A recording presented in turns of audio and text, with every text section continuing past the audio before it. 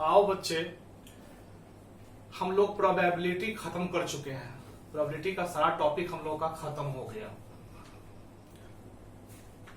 जितना चीज हम लोग को पढ़ना था सारा चीज टॉपिक हम लोग प्रोबेबिलिटी का खत्म कर चुके हैं।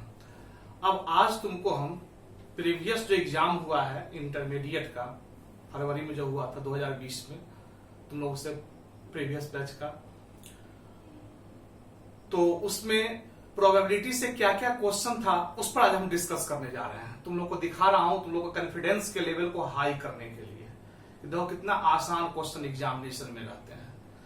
जस्ट अभी जो रिसेंटली जो एग्जाम हुआ है इंटरमीडिएट का 12th का, फरवरी में जो हुआ है 2020 में, तो उसी के एग्जाम में प्रोबेबिलिटी से कौन कौन क्वेश्चन थे, कैसा क्वेश्चन था, आज उसी का डिस्कशन कर रहा हूं, जो तुम लोगों को कॉन्फिडेंस और हाई हो जाए, कॉन्फिडेंस और बढ़ जाए कि इतना आसान क्वेश्चन आता है। इसके बाद फिर हम लोग अगला टॉपिक स्टार्ट करेंगे। तो आज उसी क्वेश्चन को मैं तुमको दिखला रहा हूं। प्रोबेबिलिटी तो हम लोग का खत्म हो चुका है, इसलिए हमको लगा है कि आज एक क्लास इसका भी होना चाहिए कि पिछले साल जो क्वेश्चन क्या क्या पूछा गया है। तो आइए हम लोग उसी पर डिस्कशन कर रहे हैं। ठीक है, सबसे पहला क्वेश्चन है बहुत ही आसान, दिया हुआ है if PA is equal to 1/2, PB is equal to 1/2, PB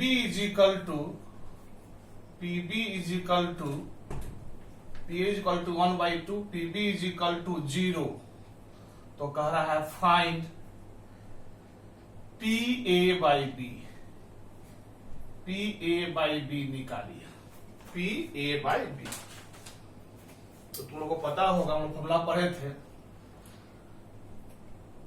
We know that, हम लोग जानते हैं कि, लोग फॉर्मूला पढ़े थे, याद करो कि PA/B इज इक्वल टू होता है PA इंटरसेक्शन B अब बाय PB, यही फॉर्मूला होता है। हम लोग पढ़ाए थे मल्टीप्लीकेशन थ्योरम ऑफ प्रोबेबिलिटी, याद करना, उसमें फॉर्मूला हम लिखे थे PA intersection B is equal to PA into PB/A, यही बताए थे। तो यहां से देखो PB/A बराबर क्या हो जाएगा, PB/A इज इक्वल टू, इधर आ जाएगा तो PA इंटरसेक्शन B अब by PA, PA intersection B अब बाय PA हो जाएगा। तो B/A है तब A नीचे में, यहां हमारा A/B है, तो वही PA intersection B by PB हो जाएगा। इसी फॉर्मूला का आधार पर हम लोग काम किए, इसी फॉर्मूला के आधार पर। और इस प्रकार से PA इंटरसेक्शन B का डाटा नहीं दिया हुआ है, तो PA इंटरसेक्शन B का डाटा नहीं है, कुछ भी हो सकता है। अब बाई PB का डाटा दिया हुआ है 0, तो किसी भी चीज के नीचे में 0 होता है तो क्या हो जाता है, इन्फिनिटिव, अनडिफाइंड। तो हमारा आंसर जो हो जाएगा अनडिफाइंड, अनडिफाइंड हमारा आंसर हो गया। इसका अगर आंसर कोई पूछता है, आंसर लिखिए ऑब्जेक्टिव के रूप में, तो हम लोग लिखते हैं अनडिफाइंड, अनडिफाइंड, अपरिभाषित, क्योंकि इन्फिनिटी प्रोबेबिलिटी संभव नहीं है, अनंत जो है सो अनडिफाइंड है, इसलिए हमारा आंसर यहाँ अनडिफाइंड हो गया। तो यही हमारा पहला हिसाब था, यही पूछे हुआ है पिछले साल, पिछला एग्जाम में हम लोग को यही क्वेश्चन था। तो समझ में आ गया, फॉर्मूला पर था डायरेक्ट। ऐसा ही फिर एक और क्वेश्चन है, दूसरा क्वेश्चन दिया हुआ है कि if PA is equal to 6/11, PB is equal to 5/11, PA union B is equal to 7/11, तो then PA intersection B is equal to what, यही पूछा जा रहा है कि PA इंटरसेक्शन B बराबर क्या होगा। PA intersection B is equal to what, यही पूछा जा रहा है। तो फॉर्मूला हम पढ़े ही हुए थे, addition theorem of probability. We know that, हम लोग जानते हैं कि 11th में भी पढ़े थे formula, P A union B is equal to P A plus P B minus P A intersection B. Clear है? और सब डाटा सब दिया हुआ है, P A P B P A union B, P A union B सबका data डाल देंगे, पी ए का डाटा, पी बी का data, P A union B का डाटा, तो यहां से क्या पी ए इंटरसेक्शन बी हम लोग का नहीं निकल जाएगा। ये तीनों दिया हुआ है, यानी पी ए यूनियन बी हमारा है 7/11, पी ए हमारा है 6/11, पी बी हमारा है 5/11 minus P A intersection B. P A intersection B को इधर कर देंगे तो P A intersection B is equal to ये जाएगा 6 5 तो 11/11 तो ये 1 हो गया, तो 1 माइनस 7/11 इसको इधर कर दिए। इस प्रकार से 4/11 हमारा पी ए इंटरसेक्शन बी हो गया। क्लियर है? तो ये क्वेश्चन था एक। अब आओ तीसरा क्वेश्चन जो है वो देखो कितना आसान सब है। तुम लोग तो बहुत अच्छा अच्छा क्वेश्चन पढ़े हो, एग्जामिनेशन में कितना आसान पूछ रहा है, क्या लेवल है एग्जाम का उसको देखो। तीसरा है इफ, तीसरा क्वेश्चन है if A and B are two events such that दिया हुआ है कि P A by B, P A by B is equal to P B by A.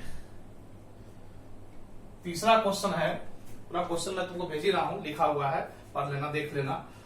If A and B are two events such that P A by B is equal to P B by A does not equal to 0, यानी सबका मान 0 के बराबर नहीं है, तो then तो बताइए इसमें 4 ऑप्शन दिया हुआ है, इसमें कौन सा सही है। क्वेश्चन मैं भेज ही रहा हूं, उससे देख लेना, यही क्वेश्चन है। तो वी नो दैट, हम लोग जानते हैं कि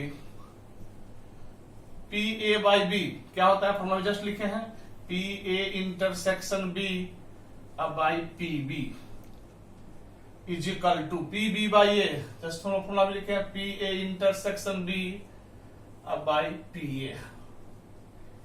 यहां से ये कैंसिल हो जाएगा, cross multiplication, P A is equal to P B, यही हमारा आंसर हो गया। यही एक ऑप्शन था, P A is equal to P B, जो हमारा सही होगा। इसके बाद एक और हिसाब है, चौथा, तो कितना आसान प्रॉब्लम सब है। चौथा एक है, इवेलुएट करा P A union B is equal to what, क्या होगा, इवेलुएट मान निकालिए। इफ अगर दिया हुआ है 2PA is equal to PB is equal to 5/13 and PA by B is equal to 2/5, 2/5। यहां से देखो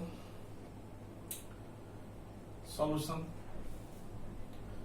2PA तो क्या जाएगा, PA इज इक्वल टू क्या जाएगा here, PA is equal to 2PA, तो PA उधर 2 जाएगा उधर, तो 5/26 हो जाएगा। जो 2PA इज इक्वल टू 5/13, तो PA is equal to 5/26। PB तो दिया ही हुआ है, PB इज इक्वल टू हमारा है 5/13, क्लियर है, और PA बाई B 2/5 है ये है। और लगाओ फॉर्मूला, वी नो दैट, हम लोग जानते हैं कि तो पढ़े हैं P A by B is equal to क्या होता है, पी ए इंटरसेक्शन बी अब by P B, multiplication theorem of probability, बार बार इसका यूज कर रहे हैं, multiplication theorem of probability, P A by B is equal to P A intersection B अब बाई पी बी। और यहां से पी ए बाई बी हमारा क्या है, पी ए बाई बी हमारा 2/5 है, तो 2/5 मान डाल दिया। पी ए इंटरसेक्शन बी मुझे पता नहीं है, और पी बी हमको पता है 5/13 है, 5/13। यहां तक समझ लो किसी को दिक्कत, तो तो इस प्रकार से क्या हो जाएगा, P A intersection B is equal to हो जाएगा, 13 ऊपर चला जाएगा, 5 से 5 कैंसिल हो जाएगा, तो 2/13 हो जाएगा। देख लो बढ़िया से, 13 ऊपर चला गया, 5 से 5 कट गया, 13 हो जाएगा, 2/13 पी ए इंटरसेक्शन बी। अब पी ए इंटरसेक्शन बी मुझे पता हो गया, तो नाउ हम लोग फॉर्मूला पढ़े हैं 11th में भी, यहां भी यूज किए हैं। P A union B is equal to क्या होता है, P A plus P B minus P A intersection B, P A intersection B. इस प्रकार से हम लोग को निकालना है पी ए यूनियन बी। सबका मान निकल गया, पी ए हमारा कितना है 5/26, पी बी हमारा कितना है 5/13, अब minus P A intersection B हमारा है 2/13।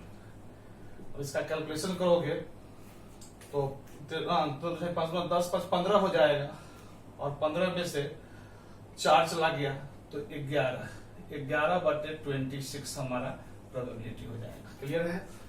13 दूना 26, 2 5 दूना 10, 5 15, और 13 दूना 26, 2 दूना 4, 15 से 4 गया 11, 11/26 हमारा आंसर हो जाएगा। तो यही हमारा चौथा हिसाब था। एक हिसाब और पूछे हुए, यानी 5 हिसाब पिछले साल प्रोबेबिलिटी से पूछा गया था। 5वां हिसाब हमारा है, 5वां हिसाब जस्ट अभी हम लोग पिछले क्लास में चर्चा भी किए थे, बाइनोमियल डिस्ट्रीब्यूशन उसी पर है। Find the binomial distribution whose mean is 9, mean जो दिया हुआ है वो 9 दिया हुआ है, मीन 9, एंड वेरिएंस इज 6, और उसका वेरिएंस जो है वो 6 दिया हुआ है। बाइनोमियल डिस्ट्रीब्यूशन का मीन जो है वो 9 दिया हुआ है, वेरिएंस 6 दिया हुआ है, तो कह रहा है फाइंड द बाइनोमियल डिस्ट्रीब्यूशन, यानी बाइनोमियल डिस्ट्रीब्यूशन तैयार कीजिए। तो सारा खेला बाइनोमियल डिस्ट्रीब्यूशन में एनपीए से होता है, तुम जानते हो। तो यहां भी वी नो दैट, क्लियरली स्पष्ट है कि दिया हुआ है मीन, मीन का फॉर्मूला क्या होता है एनपी, तो एनपी इज इक्वल टू 9 हो गया, समीकरण 1 हो गया। वेरिएंस हम लोग पढ़े हैं NP Q is equal to 6 होता है, ये 2 हो गया। अब फ्रॉम 1 and 2 से बी गेट 1 और 2 हम लोग पाते हैं, एनपी का आंसर डालेंगे तो क्या हो जाएगा 9Q इज इक्वल टू 6 हो जाएगा। समीकरण 1 से एनपी का मान इसमें डाल दिए, तो Q इज इक्वल टू हो जाएगा 6/9, यानी हो गया 2/3, 3 से कट गया, 3 दूना 6, 3 13, तो Q जब 2/3 हो गया, देन P क्या हो जाएगा, P इज इक्वल टू होता है 1 माइनस Q, तो 1 माइनस 2/3, यानी हो गया 1/3। क्लियर है? P Q पता हो गया, तो अब P का मान 1 में पुट कर देंगे, तो फ्रॉम 1 से n निकल जाएगा, फ्रॉम 1 से n इंटू P का मान 1/3 इज इक्वल टू 9। इस प्रकार से n इज इक्वल टू हो गया 27। क्लियर है? तो n मुझे पता हो गया, तो बाइनोमियल डिस्ट्रीब्यूशन क्या होता है, डिस्ट्रीब्यूशन ऐसे ही तैयार करेंगे। ये हमारा बाइनोमियल डिस्ट्रीब्यूशन होगा, ये हमारा हो गया रैंडम वेरिएबल, और ये हो गया probability of random variable. Random variable क्या होता है तुम जानते हो, नंबर ऑफ सक्सेस, सफलता की संख्या। तो सफलता कितना होगा, 0 से लेकर जितना ट्रायल्स रहता है, यहाँ ट्रायल 27 है, तो यानी हमारा रैंडम वेरिएबल होगा 0 से लेकर 27 तक। ऐसे लिख देंगे 0 1 2 3 dot dot dot dot dot last में 27। कितना तक लिखते रहेंगे, 0 से लेकर 27। अब प्रोबेबिलिटी डाल दो, 0 सफलता, तो क्या हो जाएगा n हमारा क्या 27, तो हो जाएगा 27C0 p के पावर 0, तो p के पावर 0 तो 1 हो जाएगा, इसलिए नहीं लिख रहा हूं उसको। p के पावर 0 तो 1 हो गया, और q के पावर 27, तो q हमारा क्या है 2/3, तो हो गया 2/3 के पावर 27, फिर 1, तो हो जाएगा 27C1 p के पावर 1, तो p हमारा 1/3 है, तो 1/3 के पावर 1 तो 1/3 होगा, और q हमारा 2/3 है, 2/3 के पावर 27 से 1 गया तो 26, फिर 2, तो 27C2 हो जाएगा, p के पावर 2, तो p हमारा 1/3 है, तो 1/3 के पावर 2 इंटू क्यू हमारा है 2/3 के पावर 27 में से 2 गया तो 25। इसी प्रकार से फिर 3 हो जाएगा तो 27C3 P के पावर P हमारा 1/3 है तो 1/3 के पावर 3 हो जाएगा और Q हमारा है 2/3 तो 2/3 के पावर 27 में से 3 गया तो 24 हो जाएगा 24।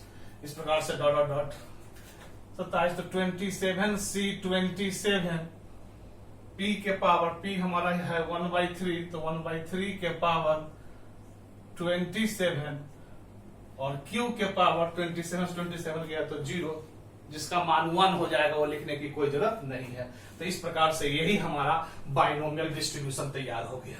क्लियर है? तो हम लोग को टोटल यही 5 क्वेश्चन 2020 में जो भी रिसेंटली एग्जाम हुआ है 12th का बिहार इंटरमीडिएट का फाइनल एग्जाम, उसमें प्रोबेबिलिटी से यही 5 क्वेश्चन पूछा गया था। अब तुम्हें बताओ कि इसमें कहीं कोई जान है? सिंपल है, हम लोग तो बहुत पढ़े हैं, ऐसा ही क्वेश्चन पूछा गया। तो तुम लोगों का कॉन्फिडेंस थोड़ा लेवल हाई हो जाए, इसीलिए हमने इस क्वेश्चन को बता दिया है। तो इस प्रकार से हम लोग का प्रोबेबिलिटी की कहानी खत्म हो गई है। अब हम लोग नेक्स्ट टॉपिक स्टार्ट करेंगे। अब क्या कैसे स्टार्ट करेंगे हम लोग के आगे बात करेंगे। यहां तक तो समझने में किसी को दिक्कत नहीं। सभी बच्चों को बहुत बहुत प्यार और thank you for your patience.